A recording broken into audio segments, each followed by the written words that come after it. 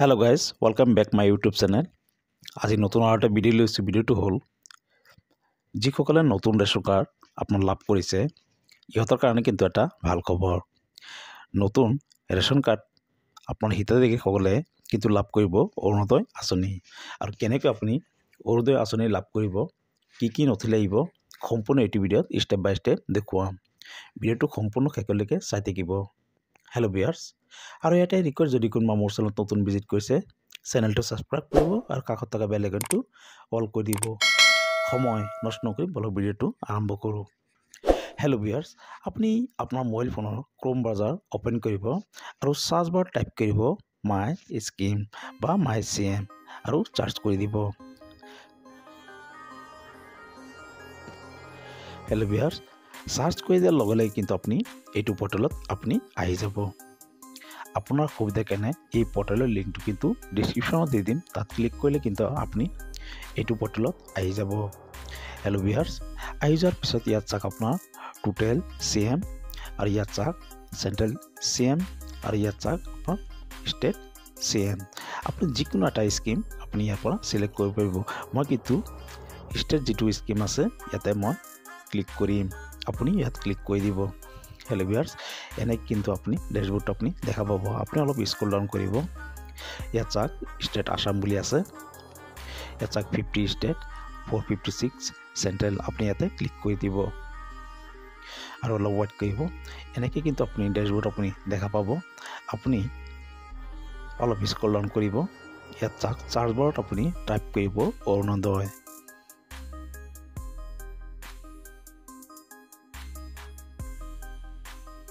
আৰু এই চাৰ্জত আপুনি ক্লিক কৰি দিব, ইয়াত চাওক চাৰ্জ অপশ্যন আছে, ইয়াতে ক্লিক কৰি দিব। হেল্ল' ভিউয়াৰ্স, এনেকৈ কিন্তু আপুনি ডেশবোৰ্ডটো দেখা পাব। আপুনি ইয়াত চাওক শ্ব' মোৰ বুলি আছে, ইয়াত চাওক মোৰ ডিটেইলছ, ইয়াতে ক্লিক কৰি দিব।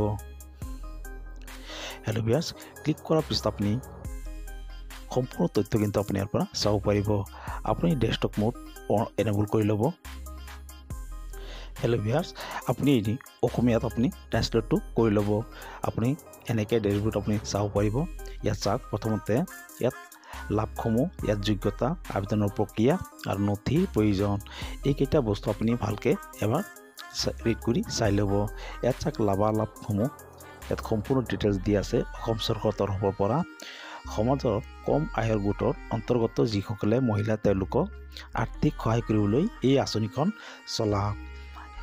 আপুনি সম্পূৰ্ণ তথ্যবোৰ এবাৰ ভালকৈ ৰিড কৰি ল'ব। হেল্ল' ভিউয়াৰ্স, ৰিড কৰাৰ পিছত ইয়াত চাওক আপোনাৰ যোগ্যতা, কোনসকল মহিলা এই অৰুণোদয়ৰ কাৰণে আপোনাৰ যোগ্যতা হয় ইয়াত দিয়া আছে। প্ৰথমতে চাওক 1 নম্বৰ দিয়া আছে বাৰ্ষিক আয় 2 লাখতকৈ কম হোৱা, আৰু অৰুণোদয় আঁচনিৰ হিতাধিকাৰীয়ে হ'বলৈ হ'লে আপুনি আৰু মহিলা হ'ব লাগিব, গাঁৱে কচ্চা হাউচ বসবাস কৰা পৰিয়াল। আৰু 4 নম্বৰ দিয়া আছে অসম অৰুণোদয় আঁচনিৰ বাবে হিতাধিকাৰী বাছনিৰ সময়ত বিধৱা মহিলা, পৃথক মহিলা, শাৰীৰিকভাৱে অক্ষম ব্যক্তি, অবিবাহিত ছোৱালী, 35 বছৰতকৈ অধিক বয়স আদিৰ দৰে অগ্ৰাধিকাৰ দিয়া হৈছে। সম্পূৰ্ণ এনেকৈ চোৱাৰ পিছত ইয়াত চাওক আবেদনৰ প্ৰক্ৰিয়া, আপুনি ইয়াতে ক্লিক কৰিব। ক্লিক কৰাৰ পিছত এনেকৈ আপুনি ডেশবোৰ্ড চাব পাৰিব। এইটো কিন্তু আপোনাৰ অফলাইনত আপুনি পঞ্চায়তত আবেদন কৰিব পাৰিব। যেতিয়া আপোনাৰ এই আঁচনিখন আপোনাৰ নতুনকৈ আৰম্ভ হ'ব তেতিয়া আপুনি অফলাইনত আবেদন কৰিব লাগিব। আৰু আবেদন কৰাৰ কি তথ্য ইয়াত দিয়া আছে, সম্পূৰ্ণ ডকুমেণ্টছ ইয়াত দিয়া আছে। ইয়াত চাওক ব্লক, গ্ৰাম পঞ্চায়ত, গাঁৱৰ নাম, টাউন, স্থানীয় আবেদনকাৰী প্ৰথম নাম, ছেকেণ্ড নাম, এনে সম্পূৰ্ণ তথ্য দিয়া আছে। আপুনি এবাৰ ভালকৈ ৰিড কৰি চাই ল'ব। আৰু ইয়াত দিয়া আছে আপোনাৰ নথিৰ প্ৰয়োজন, ইয়াতে আপুনি ক্লিক কৰিব।